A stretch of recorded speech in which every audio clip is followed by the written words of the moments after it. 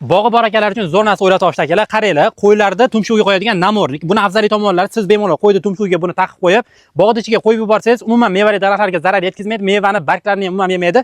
Faqatgina yerdagi o'tlarni yollaydi xolos. Yerdan ozgina tumshug'ini ko'tarsa, namornik yopilib qoladi. Umuman hech narsa yormaydi. Faqatgina tumshug'ini yana yerga tekkizganda ochiladi, yerdagi o'tlarni yollaydi. Buni afzaliy tomonlari siz bog'ingizda bemalol bepul hashakdan qo'yingizni semirtirishingiz mumkin. Qo'ydan chiqadigan axlat yana siz mevali daraxtlaringizga o'g'it bo'ladi va qo'y ko'payadi, yana budjetingizga foyda.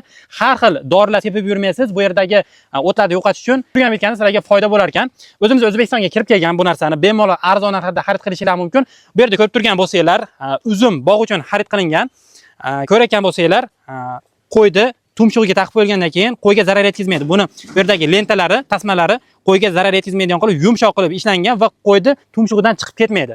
Va suv ichishlari ham udobniy bo'ladi, suvni ham bemalol icha olar ekan. Temirga e'tibor beringlar. Bu shustri qo'ylar tumshug'ini ko'targanda yana qaytib tushib qoladi, yana og'irlashtirish uchun mana shuni o'ylab topishgan. Va istalgan turdagi katta kichik qo'ylarga buni bemalol bu yerdan ligirovka qilib moslashtirishingiz mumkin. Sizlarga Instagramlarini va telefon raqamlarini pastda qoldiramiz. Bemalol aloqaga chiqib, O'zbekiston, Tojikiston, Qirg'iziston davlatlariga ham bemalol aloqaga chiqishingiz mumkin va olib sotishga ham berishadi.